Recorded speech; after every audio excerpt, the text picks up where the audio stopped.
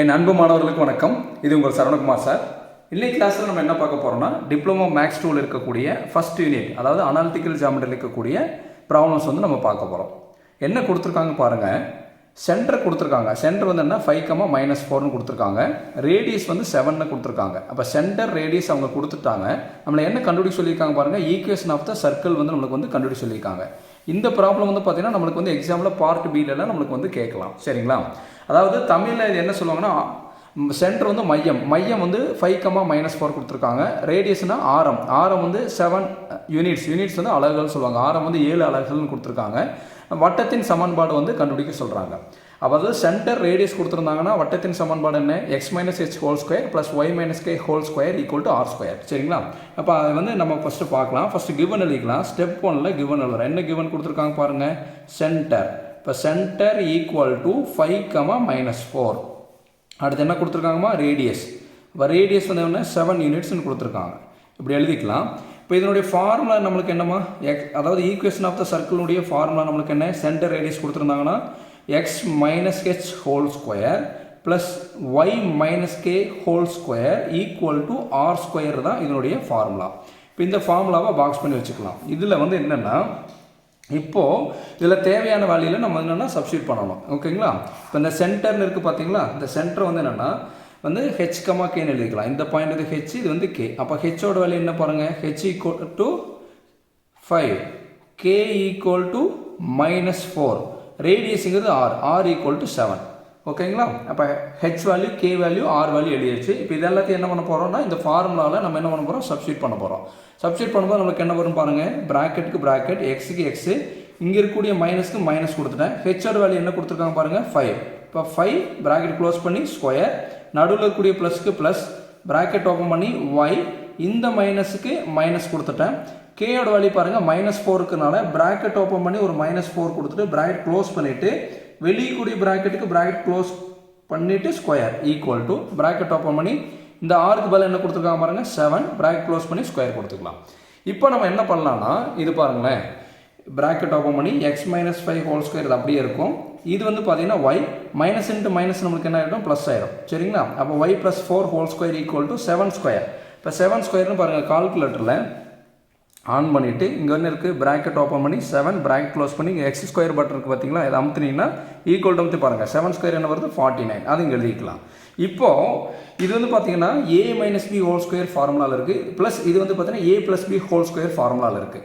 அப்போ நமக்கு வந்து a - b ஹோல் ஸ்கொயர் ஃபார்முலாவும் தெரியணும், a + b ஹோல் ஸ்கொயர் ஃபார்முலாவும் தெரிஞ்சு அதில் நம்மளுக்கு எக்ஸ்பாண்ட் பண்ணி சிம்பிளிஃபை பண்ணால் தான் நமக்கு ஆன்சர் வரும். நம்ம இங்கே வந்து என்னென்னா இப்போ வந்து அந்த ஃபார்முலாவே தெரியலனாலும் கூட ஒரு ஹிண்ட் சொல்லித்தரேன். இது பேஸ் பண்ணி நீங்கள் ஒர்க் அவுட் பண்ணிங்கன்னா எந்த ஃபார்முலாலும் நம்ம வந்து சம்மை வந்து சால்வ் பண்ணிடலாம். இப்போ பாருங்கள் x - 5 ஹோல் ஸ்கொயர்னு கொடுத்துருக்காங்களா?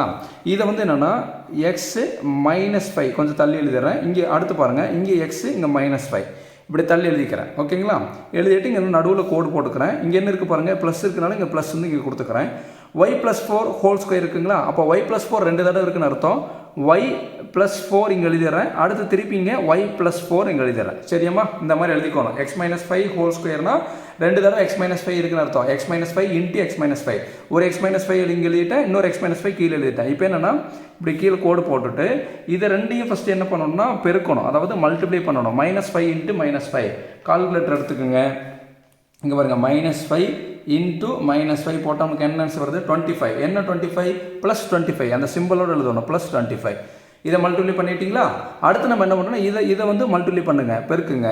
x × x வந்து நம்மளுக்கு என்ன வரும்? x square. x × x வந்து x ஸ்கொயர். ஓகேங்களா? அடுத்து என்ன பண்ணணும்? இதை ரெண்டையும் மல்டிப்ளை பண்ணணும்.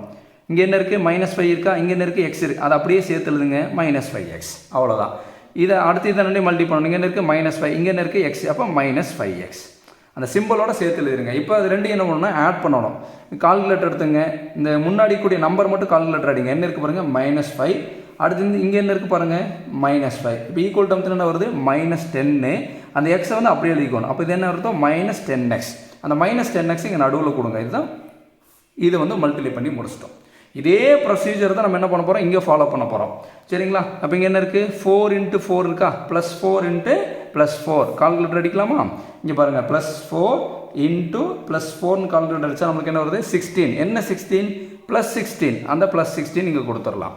அடுத்து இதை ரெண்டையும் என்ன பண்ணலாம், பெருக்கணும், மல்டிப்ளை பண்ணுங்கள். y இன்ட்டு y வந்து நம்மளுக்கு என்ன வரும், y ஸ்கொயர்.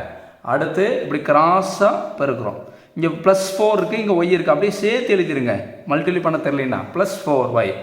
இங்கே என்ன இருக்குது, +4 இருக்குது, இங்கே என்ன இருக்குது, y இருக்குது, அப்படியே சேர்த்து எழுதுங்க, +4y. ஓகேங்களா? இப்போது இது ரெண்டையும் நம்ம என்ன பண்ணணும், ஆட் பண்ணணும்.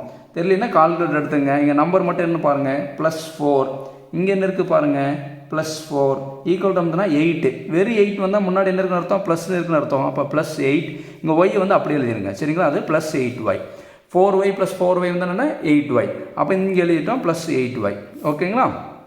இப்போது நம்ம என்ன பண்ணணும்னு பாருங்கள். இங்கே அதாவது இதில் ஃபஸ்ட்டு எடுக்கும்போது இதில் ஃபஸ்ட்டு எடுக்கிறோம். அதாவது நம்மளுக்கு வட்டத்தின் சமன்பாடு, அதாவது பொது வடிவமாக எப்படி இருக்குன்னா, general equation of circle x2 y2 x y constant எழுதணும். அதனால தான் இதில் ஃபஸ்ட் எழுதும்போது இதில் ஃபஸ்ட் எழுதிக்கிறேன். இங்கே என்ன இருக்குது பாருங்கள், x2 இந்த x2. இங்கே என்ன இருக்குது பாருங்கள், y2. இங்கே என்ன இருக்குது நடுவில் ப்ளஸ். அப்போ x2 + y2. அடுத்து ஃபஸ்ட்டு எழுதி முடிச்சோன்னா செகண்ட் என்ன சிம்பிள் இருக்கோ அப்படி எழுதுங்க. இங்கே என்ன இருக்குது பாருங்கள், -10x, அதை அப்படி எழுதிக்கங்க. இங்கே என்ன இருக்குது, +8y. புரியுதுங்களா? ஃபஸ்ட்டு x2 இருக்குது எழுதுனேன், அடுத்து y2. இங்கே -10x + 8y. அடுத்து பாருங்கள் தேர்டு என்ன இருக்குது, +25 + 16. இதை கால்குலேட்டர் எடுத்துங்க. +25 இருக்குங்களா, +25. அடுத்து +16 கால்குலேட்டர் எடுத்துனா நமக்கு என்ன வருது, +41. ஓகேங்களா? இப்போ என்ன பண்ணியிருக்குன்னு புரிஞ்சுதாமா? First x2 y2. அடுத்து -10x + 8y +25 +16 இது ஆட் பண்ணால் நமக்கு என்ன வருது, +41. இது வந்து என்னென்னா LHS value, right hand side, அதாவது லெஃப்ட் ஹேண்ட் சைடு வேல்யூ மட்டும் தான், இது மட்டும் தான் நம்ம பண்ணியிருக்கோம். RHSல பாருங்கள் என்ன இருக்குது, 49 இருக்குங்களா. இதை வந்து என்னென்னா ஈக்குவல் டு 49 இங்கே எழுதுகிறோம். இந்த ஆன்சர் வந்து இதை வந்து சிம்பிளிஃபை பண்ண கிடைச்ச ஆன்சர் தான் இது. இப்போ ரைட் ஹேண்ட் சைடு 49 இருக்குது, அது எழுதியாச்சு. இப்போ நம்ம அடுத்து என்ன பண்ணணும்னா, x2 + y2 -10x + 8y +41. இந்த +49 லெஃப்ட் ஹேண்ட் சைடு வரும்போது -49, சைன் வந்து மாறும், ஈக்குவல் டு 0. இப்போ நம்ம என்ன பண்ணோம்னா, இந்த ரெண்டை மட்டும் தான் நம்ம சிம்பிளிஃபை பண்ண போகிறோம். மீதியெல்லாம் அப்படி எழுத போகிறோம். x2 + y2 -10x + 8y. இப்போ கால்குலேட்டர் எடுத்துகிட்டு இங்கே என்ன இருக்குது, +41. இங்கே என்ன இருக்குது, -49. ஆன்சர் என்ன வருது, -8. அதாவது 41 - 49. -49ல் +41 போச்சுன்னா நமக்கு என்ன வரும், -8 வரும். ஓகேங்களா? இதுதான் வந்து என்னென்னா வட்டத்தின் சமன்பாடு, அதாவது ஈக்குவேஷன் ஆஃப் த சர்க்கிள்.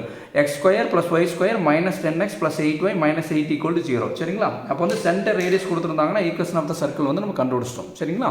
இப்போ இதே மாதிரி ப்ராக்டிஸ் பண்ணி பார்க்கறதுக்காக நான் உங்களுக்கு வந்து ப்ராப்ளம்ஸ் கொடுக்குறேன். இந்த ப்ராப்ளம்ஸை வந்து நோட் பண்ணி வச்சுக்கோங்க. அது என்ன கொடுத்துருக்கேன் பாருங்கள். இந்த ப்ராப்ளத்தில் ஃபஸ்ட்டு வந்து சென்டர் கொடுத்துட்டோம். சரிங்களா? சென்டர் வந்து -5,7, ரேடியஸ் வந்து 3 யூனிட்ஸ். அதே மாதிரி சென்டர் வந்து -2, -4, ரேடியஸ் வந்து 5 யூனிட்ஸ். சென்டர் வந்து 5,4, ரேடியஸ் வந்து 10 யூனிட்ஸ் கொடுத்துருக்கோம். எல்லாத்துக்கும் என்ன கண்டுபிடிக்கணும், ஈக்குவேஷன் ஆஃப் த சர்க்கிள் கண்டுபிடிக்கணும். சரிங்களா? இதுக்கு உண்டான ஆன்சர் வந்து இங்கே கொடுத்துருக்கேன். இந்த ரெட் எழுதி காமிச்சிருப்பாங்களா, இந்த ஆன்சர் கொடுத்துருக்கேன். இந்த ப்ராப்ளத்தை இதே மாதிரி ப்ராப்ளத்தில் வந்து பார்த்தீங்கன்னா உங்களுக்கு நம்பர் மாற்றி கொடுத்துருக்கேன்.